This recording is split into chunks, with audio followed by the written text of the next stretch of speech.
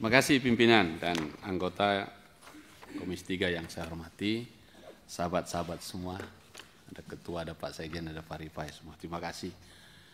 Saya sengaja pakai baju agak mirip-mirip lah, biar agak ada akikadenya sedikit gitulah. Terima kasih.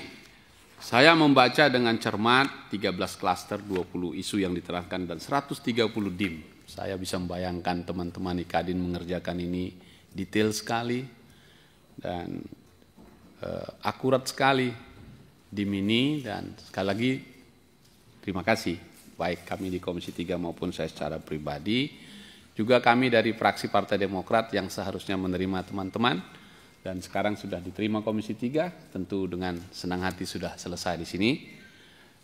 Mudah-mudahan ini tetap menambah semangat teman-teman. Jadi pimpinan mereka minta ke kami, saya bilang kalau bisa di Komisi 3 semua kan sekaligus, dan tentu fraksi-fraksi lain. Jadi sekarang sudah hadir di sini. Terima kasih pimpinan sudah memberi kesempatan yang sama kepada teman-teman semua. Yang kedua, sebelum saya masuk ke substansinya, mudah-mudahan masih disiapkan lagi ini, aku suka ini kalimat terakhir yang slide terakhir ini, dan inilah sebenarnya dasar kita memulai memperbaiki ini. Dari Oliver Wendell Holmes gitu nih. Kalau saya ingat-ingat, saya cek ini, saya lacak digitalnya ini orang kisaran ini yang merantau ke sana. The life of the law has not been logic, it has been experience. Pengalaman lah. Dan 44 tahun KUHAP kita, pasti kita punya pengalaman semua. Catatan-catatan itu. Dan ini yang kemudian oleh teman-teman 130 DIM menjadi catatannya.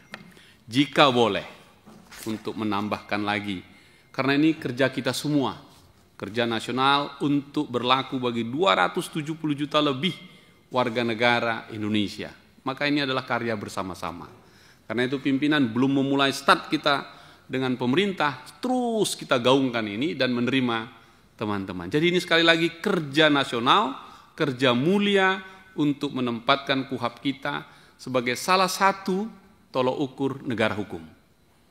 Sekaligus mengimbangi KUHP yang Komisi 3 bersama pemerintah sudah menyetujui masa waktu 3 tahun akan jatuh tempo 2 Januari 2026 yang akan datang. Jadi ini memang kesempatan kita yang luar biasa. Karena itu, Pak Ketua dan Sekjen dan seluruh tim, mungkinkah teman-teman bisa membuat catatan data experience yang dibilang si Holmes ini tadi, si Holmes, kalau di Medan bacanya nih si Holmes ini, itu cerita tentang data, tentang pengalaman buruk kita yang tadi itu ditangkap, bawa muter-muter dulu sampai ngaku, kan begitu, naik itu putar-putar sampai pening kepalanya, akhirnya diteken. Berapa banyak itu selama 44 tahun. Dan itu ingin kita akhiri. Maksud saya, DIM yang 130 ini dilengkapi kalau boleh. Karena Anda yang berpengalaman. Kita mendapatkan data itu sehingga kita pastikan norma yang ini harus kita perbaiki. Karena 44 tahun begini kejadiannya. Kira-kira begitu. Mungkin Kadin sepakat dengan pandangan saya ini untuk juga terus kita isi dan nanti kita tambahkan. Itu permintaan pertama.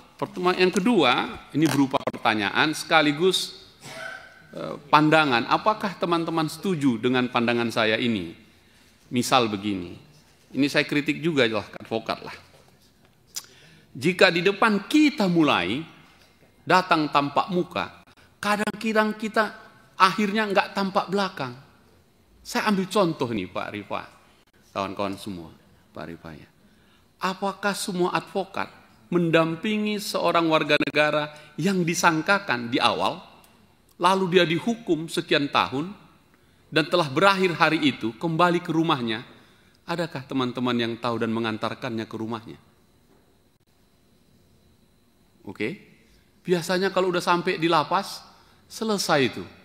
Dan habis kuasa kita.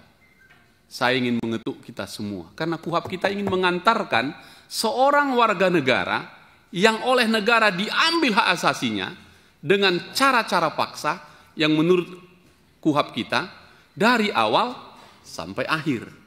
Karena itu apakah teman-teman setuju dalam KUHAP ini juga ada pasal Yang tadi imunitas oke.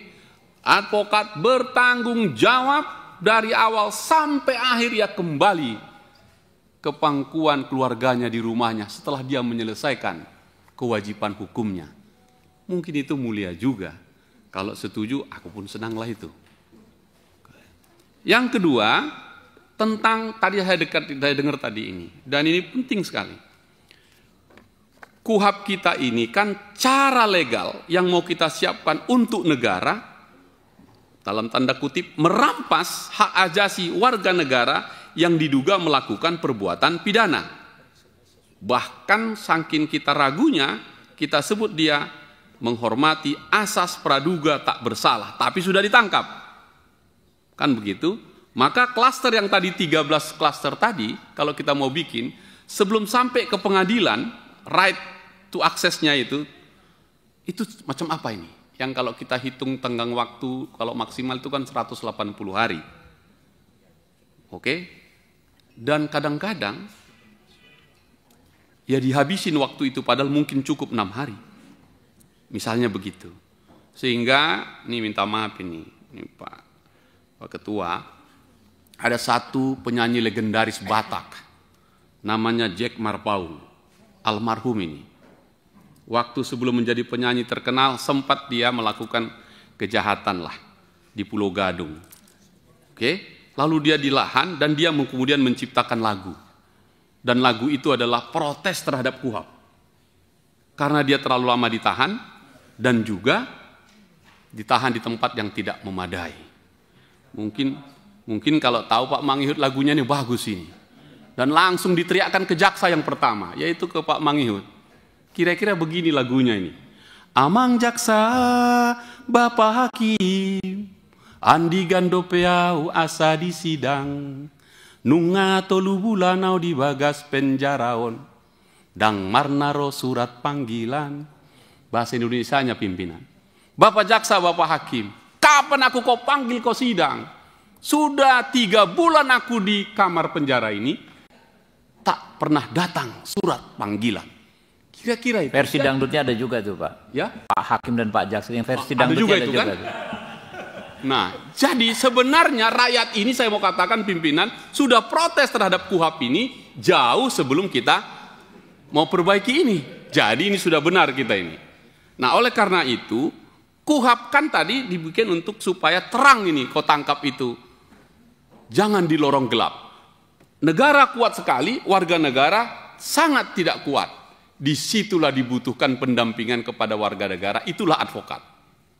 Oke? Jadi setiap orang yang disentuh negara untuk diperiksa, mau tersangka, apalah juga saksi, penggeledahan, apapun dia warga negara yang bersentuhan dengan hukum, mestinya didampingi advokat.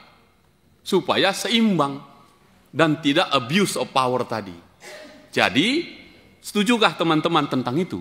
Nah, kalau setuju tinggal kita ambil argumentasinya untuk nyusunkan mulai dari awal sampai akhir. Yang ketiga pimpinan, ini yang terakhir. Soal tadi perdebatan, ini saya ikuti betul substansinya, antara alat bukti dengan barang bukti. Oke? Saya pikir-pikir begini, waktu aku kecil belajar SD lah, belajar biologi, tentang teori kepompong. Ulat dulu baru jadi kepompong, dari kepompong baru jadi kupu-kupu.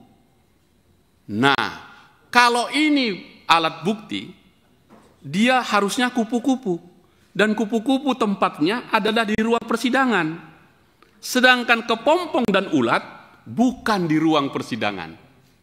Berarti itu barang bukti dan seterusnya.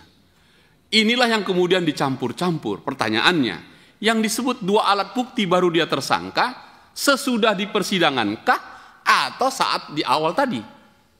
Jadi kalau pakai teori kepompong kupu-kupu tadi, bagaimana pandangan teman-teman?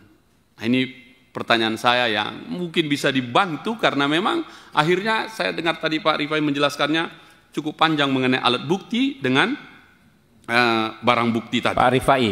Ya. Maaf, ya Pak Rifai. Terakhir, kalau ini aku menambah. Karena silakan, kami dulu pernah jadi advokat ini. Namanya Raja.